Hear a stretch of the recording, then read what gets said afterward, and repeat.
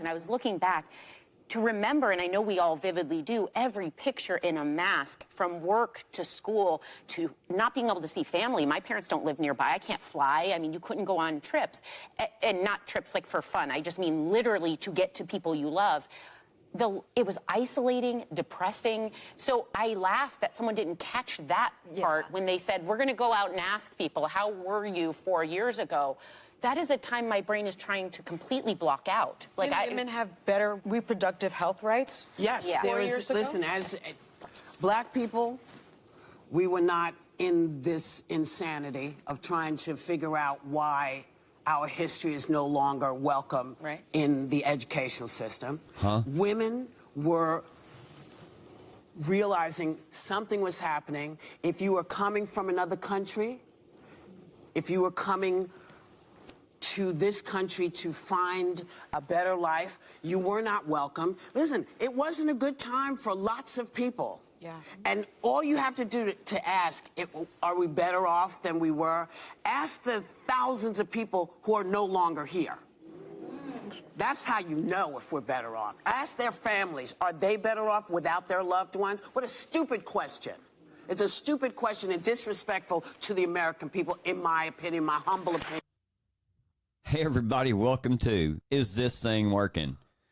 How you doing over there, Denise? I am good. After listening to Whoopi over there, I am feeling a little anxious.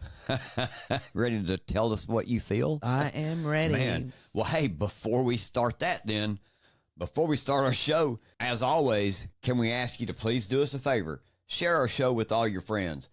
Stomp that like button. Please follow and subscribe wherever you see the name Is This Thing Working. And as always, you're helping us grow. This is not possible without you. We thank you each and every day. We put you in the room. Here we go. Here we go. We're going to talk about my favorite topics today. Trump, the 2020 election, and secret migrant flights. Or the border. The border. But first, I got to ask. What the hell is Whoopi talking about? What the hell are they talking about? Are we better off 4 years ago? Let me ask that question to you. Are we better off now than we were 4 years ago? No. Let me ask all of you listening out there. Are you better off than you were 4 years ago? Answer it honestly. Think about the things that make your quality of life better. Are your groceries cheaper? Is your gas cheaper? Is the interest rates down? Are homes affordable? I mean, And insurance. Insurance is out of this world. Out of this world. And this health insurance and vehicle insurance and house insurance. Prices on everything. Everything has just skyrocketed. In the last 4 years, it has gone up. It's 100%. Yeah. I don't even know. Well, houses have gone up so much. They were showing how much rent and owning a house, how much you pay. The price difference. The price differences. I think even the rent prices are out of control. Well, and I seen that though, and they were trying to say that rent was a $1,500 rent was equivalent to a $3,000 house payment. And they gave like 3 or 4 different number examples, and they were about half. I thought that was a little exaggerated, but at the same time, when you look at the cost of housing, how the cost of housing has come up. I think I seen a deal the other day that they were saying it was like 46%. Yes. So your income is not meeting the income ratio that you need. It's nowhere near what you need. It's completely unaffordable. It is unaffordable. And it was disingenuous to listen to these morons here talk about, are we better off? Because if you noticed, the only thing they brought up was COVID. Yes. And me and you've talked about this too, and you've said this, that COVID was a thing that it didn't matter if you had a D or an R or an I in front of your name in this country. We all went through COVID. Every one of us. Okay. Every we one all of lost us. somebody. Okay. That's exactly right. Regardless of the reasons, regardless of who brought it here, to me, it's not so much the fact that it got here. What's the old saying? It's 10% what happens to you and 90% how you react to it. And if you take only that period of 2020, and you only take just the COVID part of it, which is exactly what these women did, that's really disingenuous in my book. Yes, because there was a lot of things going on in 2020, not just COVID. Exactly. And if you want to talk about the bad things that did happen in 2020, you take COVID out of that and you look at all the bad things that went on. Who caused them?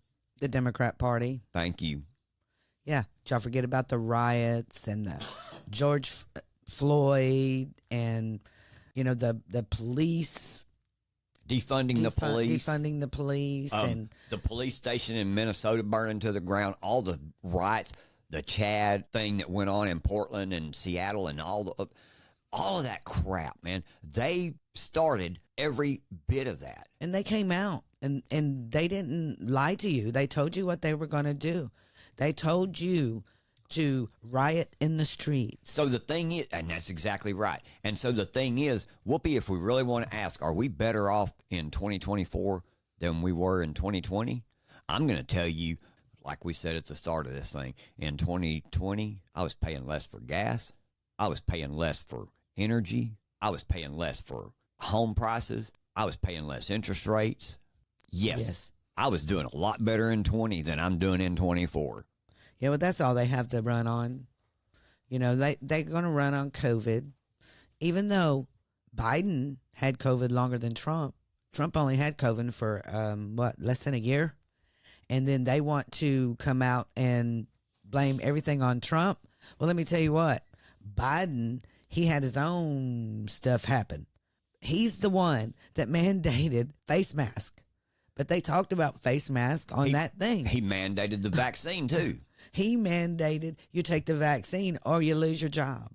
Now, don't forget this stuff. Do not memory hole what Biden did and let them put a memory that Trump did it, because it's not true. Right.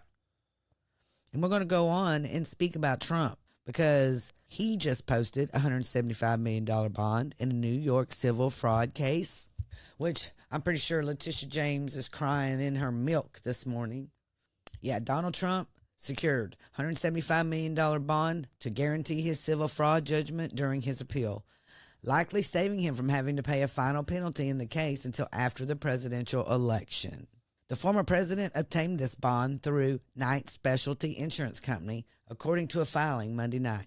He now has gotten nearly $267 million in bonds for his appeals of 2 civil cases, including a $92 million bond to guarantee a judgment in a civil defamation case brought by writer E. Jean Carroll.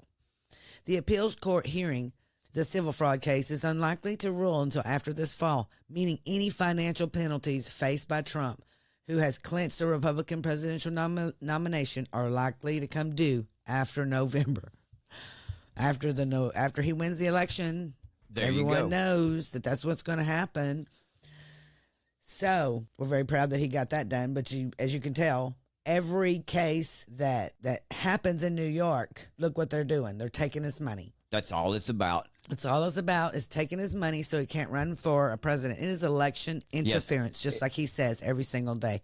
And by the way, he has the right to say that every single day, every minute of every day. He has the right in America of free speech. But we have a judge also that just came out in New York. Once again, another judge puts a gag order on President Trump. Yeah. And notice how it came out. Immediately after he met his bond, here it comes. Here it comes. They're playing chess. Yes, they are. And they're definitely playing chess. Yeah, and this comes from the Gateway Pundit. This was a breaking article from yesterday. Far-left judge Juan Merchan expands the Trump gag order to bar him from criticizing his daughter, a far-left political operative. It says far-left New York judge Juan Merchan Monday night expanded Trump's gag order and barred the former president from criticizing his family members.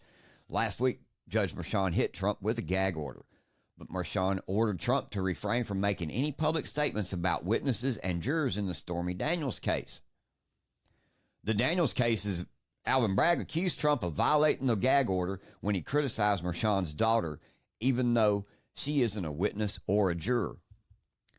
President Trump last Wednesday said the daughter of the far-left judge who just hit him with the gag order in the Stormy Daniels hush payment case posted a photo of him behind bars. On X? On yeah. X, and it's on her profile. Yeah. On X. There's a picture of it. Yeah, it wasn't like just a random meme that she threw up there on her timeline. You know, I don't get why they're allowed to do this, but, you know, we can't say anything about it. I just don't understand these people half the time. Yeah, and it goes on to say here that earlier Monday, Manhattan DA Alvin Bragg asked Mershon to amend Trump's gag order to include family members of trial participants. So that's where the daughter come into this for. Yeah. Why are they so adamant on gagging on a gag order for this? Laura Loomer, Julie Kelly both begin to shed some light for us on this on Twitter. This is Alvin Bragg's reasoning, though. He says defendants' dangerous, violent, and reprehensible rhetoric fundamentally threatens the integrity of these proceedings and is intended to intimidate witnesses and trial participants alike, including this court. That's what Bragg's prosecutor wrote in a motion on Monday. And then Mershon he says, Judge Mershon sided with Alvin Bragg on Monday night and barred Trump from speaking publicly, once again taking away his First Amendment rights. That's all they ever want to do. They want to shut him up, period. They don't want him talking. If you look over the airwaves at the mainstream media, that is their thing. Trump is just not nice. Well, he doesn't talk nice. Yeah, exactly. Here he goes on to say this was what Mershon said when he did side with Alvin Bragg.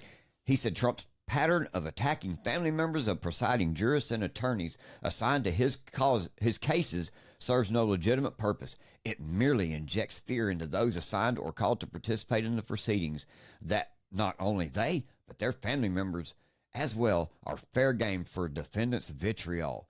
He said, it's no longer just a mere possibility or a reasonable likelihood that there exists a threat to the integrity of the judicial proceedings. This threat is very real. Man, let me tell you something. The threat of judicial integrity has been gone a long time ago because there ain't no integrity in our judicial system anymore. No. This is third world shit right here. And this is why the right, or let's say Republicans, conservatives, get upset. I mean, because we're not allowed to speak. They put us in these courtrooms and they say, hey, you shut up. They did this with the January 6th people. They're doing it with Trump. They're doing it with all the Georgia cases that's going on. Yeah. And then Jeff Clark and Eastman, Eastman just got barred, disbarred. Disbarred. But, because they don't let them talk. They don't let them put forth their evidence. Yep. And anytime you talk about anything that they don't like, they're going to lawfare you, or send FBI and all that. To either bully and intimidate you because their final goal in all of this is for you to sit down and shut up. Yep. That ain't going to happen. No, we're not. And what really kind of got me going last night was when we got this gag order, I thought it was really cool that Laura Loomer, she puts out this really big tweet and says, hey, everyone, President Trump can't speak, but we have to be his voice, and this is what we're doing. We are his voice. We're sharing it far and wide, and we ask that you do the same thing because he has the right to talk. It doesn't matter if you like what he says. He has the right to talk. Yeah. And if they're going to gag him, then we're going to speak for him. Yes, we are. And the judge's daughter's name is Lauren Mershon. She's a far-left political operative who worked for the Biden-Harris campaign. Oh, the media has made her sound like she's like a child, but she's 34 years old. And then in an effort to attack, and she's out there in an effort to attack Trump's First Amendment protected speech. Her firm has received tens of millions of dollars from Democrats who want to take down Trump, including our favorite PP hoaxer, Adam Schiff. The Lion Adam Schiff. The Lion Adam Schiff. The Russia hoaxer, the PP tape hoaxer. He's just a liar. He's been found out. Julie Kelly reported on this. Mm-hmm. He's been found out to be one of the biggest donors to Mershon's business. Yes. $4 million. That's a lot. Yeah. Julie reported, she said, Mershon's work for Trump's biggest antagonist on Capitol Hill helped earn helped her earn a coveted Rising Star Award from Campaign and Election magazines in 2020. As president and partner of Authentic Campaigns, the editor swooned that Mershon is setting new benchmarks in the digital media. Goes on to say, in 2019 and 2020, Adam Schiff paid Lauren Mershon's firm $4 million, almost 40% of Schiff's total disbursements that cycle. Yeah, Adam Schiff has a long history of making donations to her firm, Authentic Campaigns Company, and especially in 2019 and 2020. In January of 19, he gives $167,000. February, $37,000. March, $257,000. He goes on with these big donations each and every month throughout that year.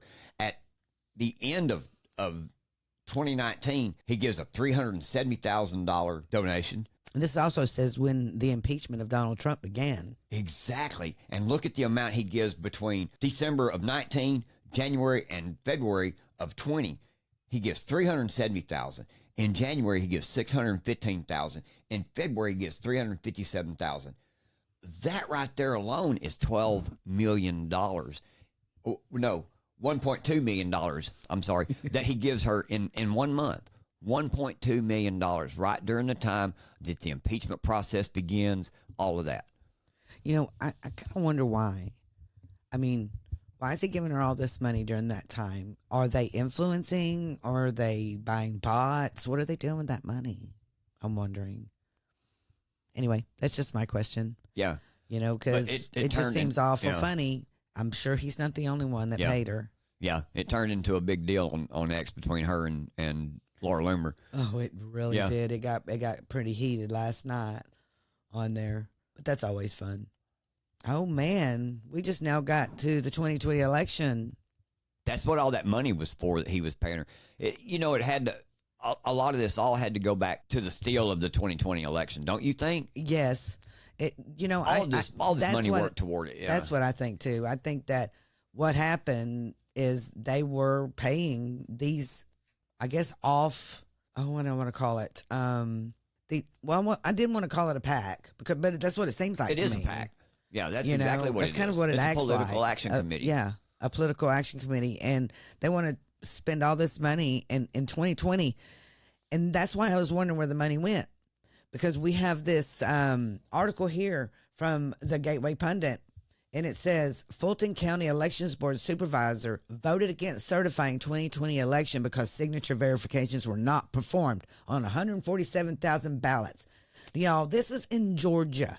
This is Fannie Willis's county. Mm-hmm. So this is coming out, and more has came out over time during the John Eastman trial and everything. Well, this is the Jeff Clark. This is going on with Jeff Clark right now. A Fulton County, Georgia Elections Board member voted not to certify the 2020 election results in the county because signature verifications were not performed. And the Secretary of State, Brad Raffensperger, hid the fact that signature verifications were not performed in Fulton County, where Atlanta is located, on 147,000 ballots in the 2020 election. Yet they certified a Joe Biden win by 12,000 votes. Hey, doesn't that make you know now exactly why President Trump asked, where are those other ballots? That's exactly right. I guarantee you he might have probably known about this already, too.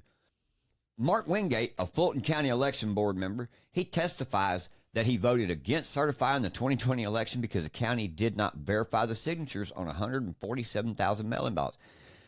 He said, I asked what we do for signature verification, and the comment I got back, frankly, floored me. We didn't do any, is the reply that he got. Additionally, the county could not provide any chain of custody documentation or surveillance footage for mail-in ballots or ballot drop boxes.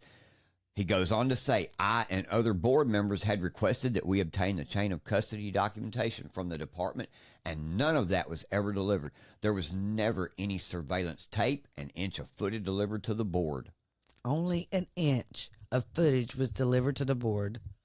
Hey, man. That was it. Where was the other footage? There was surveillance tape. Yes. There had to be surveillance tape. It had to have been. I mean, you're telling me only an inch of footage Yeah. was taken of the whole thing. No, they hid it. Exactly, they hit That's it. exactly what they did. He also goes on to say there were problems with voter registration rolls that still exist in Fulton County.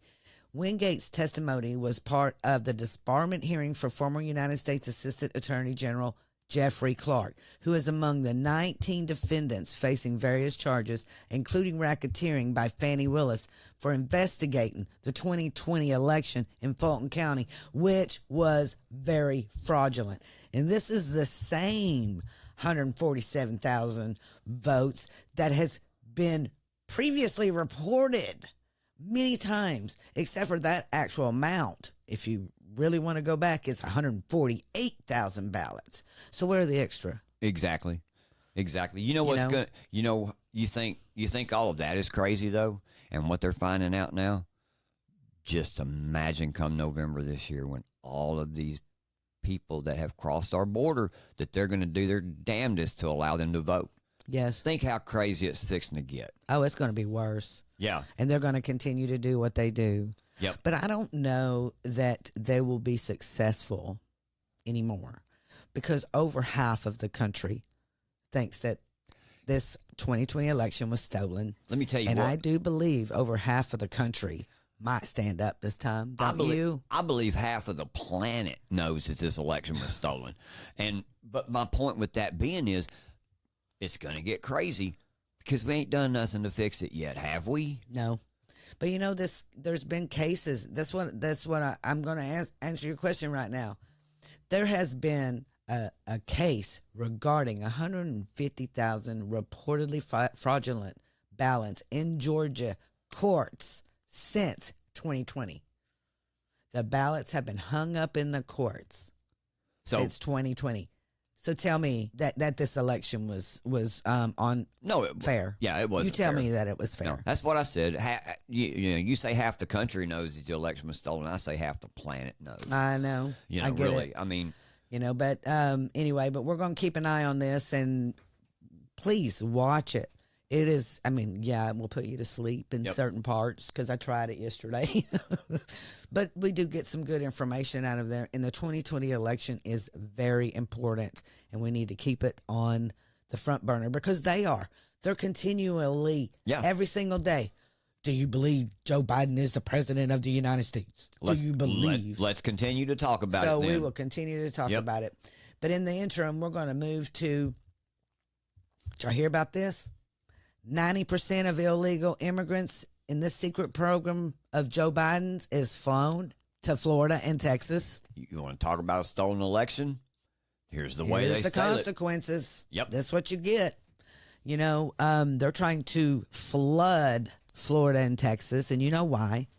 And that's why all of a sudden this morning, and I'm going to point this out because I did see this morning. Oh, the Democrats and Biden think that they could take Florida. Well, this is why they think they could take Florida. Exactly. Right here. That's why I said just imagine how crazy it's going to get. Yes. Yeah, this is from the Washington Examiner, and we've seen this. The Biden administration's program of secretly flying illegal immigrants directly from Latin America to U.S. cities dumps over 90% in hubs of 2 southern states governed by the president's harshest border critics, according to government data. I don't think that this is a coincidence.